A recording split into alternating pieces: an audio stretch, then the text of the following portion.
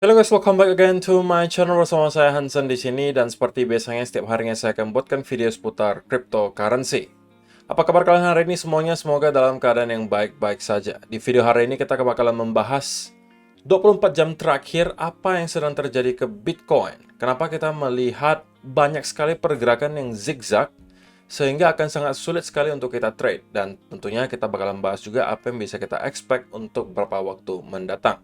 Kalau misalnya kalian tertarik tentang semua itu, stay tune terus sampai akhir video. Kita langsung aja mulai dari CoinMarketCap terlebih dahulu.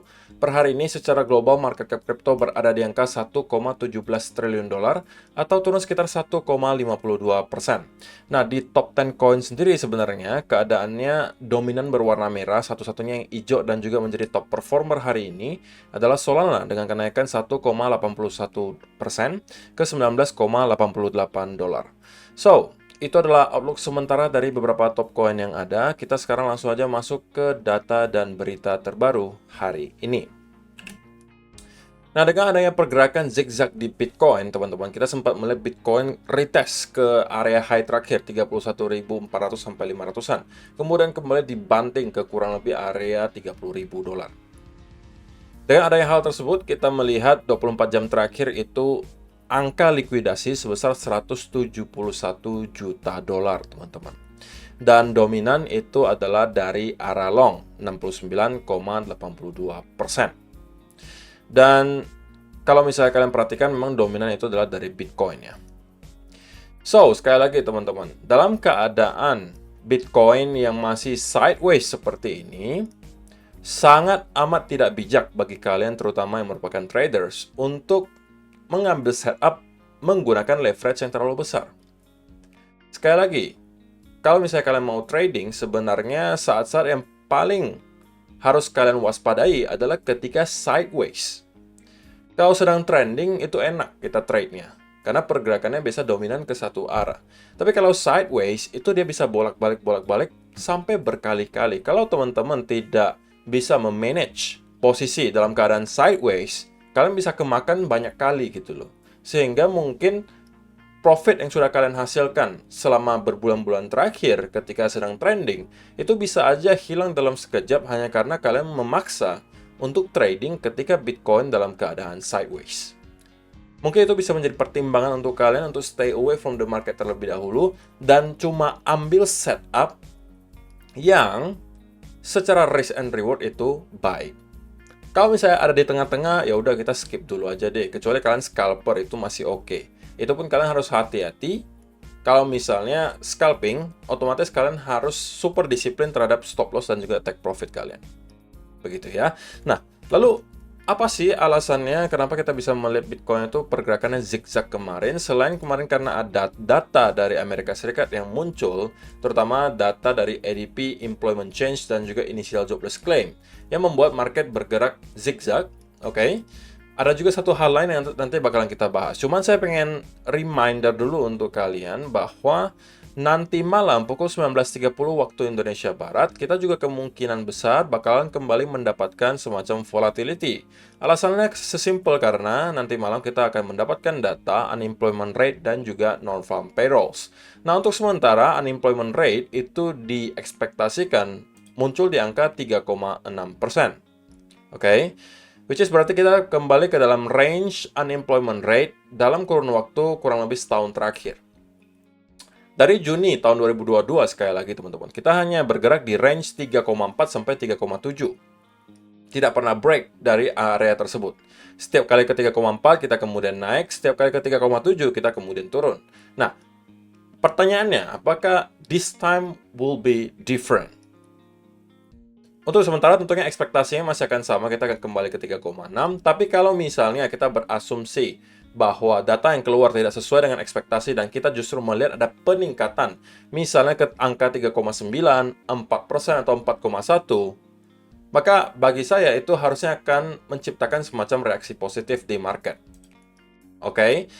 Kenapa? Karena untuk sekarang, teman-teman, untuk sekarang, ekspektasi pasar adalah dominan beranggapan bahwa bulan ini The Fed masih akan kembali menaikkan suku bunga.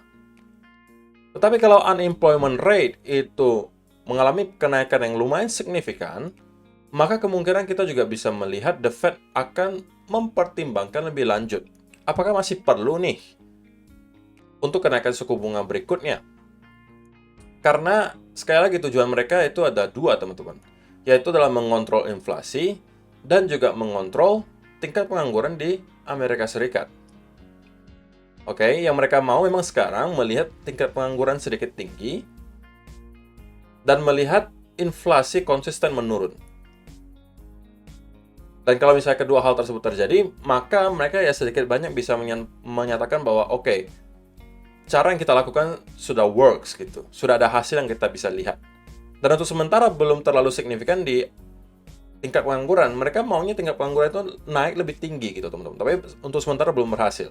Makanya mereka masih merasa perlu gitu untuk menaikkan suku bunga satu atau bahkan 2 kali lagi. Sehingga kalau kalian lihat di sini, di tanggal 26 Juli nanti, teman-teman, kita akan mendapatkan data Fed Interest Rate Decision atau keputusan suku bunga dari Bank Sentral Amerika.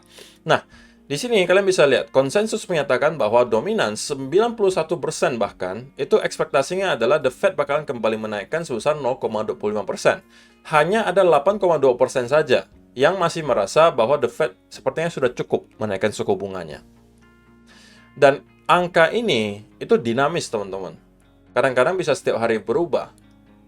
Terlebih lagi hari ini akan ada data unemployment rate. Minggu depan akan ada, kalau nggak salah, data inflasi di Amerika. Sehingga kita harus update lagi nih, kira-kira ekspektasinya untuk market di beberapa minggu ke depan sebelum tanggal 26 Juli itu seperti apa.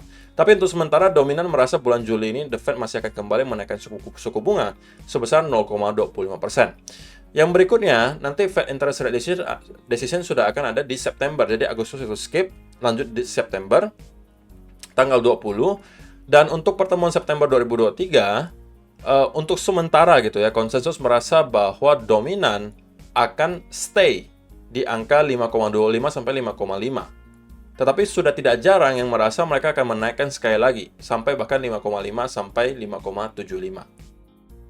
Oke, jadi semua data ini masih akan mengalami perubahan apabila kita melihat ada surprise di data-data terbaru. Artinya kalau misalnya kita melihat CPI terus mengalami penurunan, core inflation terus mengalami penurunan, unemployment rate kemudian mengalami peningkatan yang signifikan, maka ini bisa jadi berubah total, teman-teman. Dan itu harusnya bisa menjadi berita yang baik untuk market.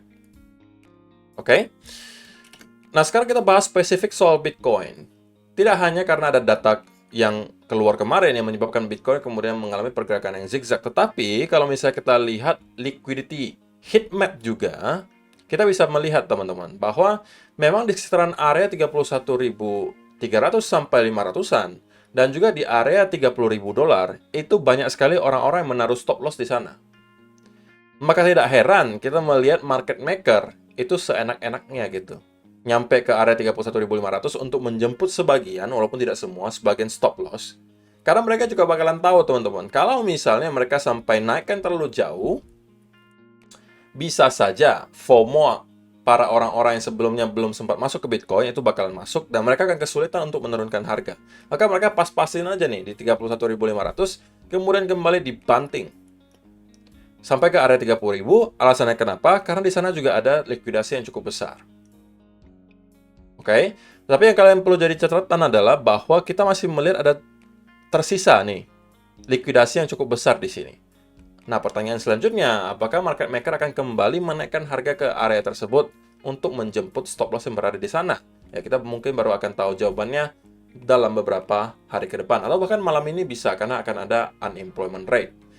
Dan juga NFP, yang tentunya bisa jadi alasan bagi market maker untuk menggerakkan harga secara liar. Maka dari itu, kita memang biasa melihat pergerakan harga Bitcoin ketika ada Fed Interest Rate Decision, ada NFP, ada CPI. Itu pergerakannya zigzag, teman-teman, bukan tanpa alasan. Ya karena mereka mau menjemput semua stop loss yang ada di sekitaran area tersebut. Maka itu disarankan biasanya kalau teman-teman sedang mempunyai posisi yang terbuka ketika ada data-data seperti itu mau dirilis, itu mungkin kalian minimal menggeser stop loss-nya ke area entry, atau kalian kalau misalnya profitnya sudah cukup, boleh take profit sebagian minimal atau take profit semua. Tapi kalau yang misalnya belum punya posisi, tidak disarankan untuk mencoba membuka posisi menjelang data-data tersebut dirilis. Karena baik short maupun long biasanya sama-sama kena, terlebih lagi kalau misalnya kalian merupakan scalper. yang biasanya stop loss-nya akan dekat gitu. Kecuali memang kalian swing trade, beda cerita ya. Tapi swing trade pun mungkin tidak akan kalian dapatkan setup-nya ketika pergerakannya cukup sideways seperti ini. So, itu adalah beberapa data dan berita hari ini yang pengen saya sampaikan untuk kalian. Sekarang kita langsung aja masuk ke chartnya Bitcoin, dan saya pengen mulai langsung aja dari 1 hour chart. So, teman-teman, yang kita lihat kemarin adalah sebuah manipulasi, sudah jelas gitu ya. Tetapi ini tidak mengubah apa-apa kalau kita zoom out ke time frame yang besar. Di daily chart tidak ada perubahan sama sekali. Ini semuanya hanya adalah sideways movement. Ini hanya untuk mempersiapkan market untuk kembali rally ke area yang lebih tinggi berikutnya. Cuma pertanyaannya kapan? Menurut saya masih seperti itu. Artinya probability-nya untuk midterm adalah bahwa yang kita lihat di sini hanya sebuah koreksi biasa, dan kita kembali akan melanjutkan kenaikan menuju mungkin area 34 sampai 36 itu minimal. Tapi itu untuk midterm gitu. Tapi pertanyaannya apakah udah siap sekarang? Nah, itu sebenarnya tidak ada yang tahu kapan bakalan siap. Tapi bisa aja hari ini kita bisa melihat pergerakan yang cukup masif gitu, karena ada data unemployment rate. Nah, tapi kalau kita bicara pure dari segi price action sebenarnya, maka yang bisa kita lihat sekarang adalah Bitcoin itu sudah tidak lagi mampu untuk maintain di atas area trendline di sini, which is sekali lagi merupakan berita yang negatif gitu. Dan selama teman-teman kita tidak mampu untuk kembali reclaim di atas area tersebut, maka saya juga harus katakan saya sekali lagi short term akan bearish. Ini bukan berdasarkan feeling saya teman-teman, tapi berdasarkan fakta yang ada di sini bahwa kita tidak lagi mampu maintain di atas area trendline ini. Oke, yang sudah sebelumnya berkali-kali menahan Bitcoin selalu menjadi area support, dan kali ini berhasil dijebol. Tidak hanya di sana, kalau misalnya kita zoom in ke time frame 15-minute chart, maka kita juga bisa melihat kenaikan yang kita lihat di sini cenderung juga korektif, tidak terlalu impulsif gitu. Maka, sekali lagi untuk short term, saya masih merasa Bitcoin kemungkinan masih akan mencoba untuk membuat push ke bawah. Kemungkinan akan mencoba untuk menjemput di sekitaran area di sini.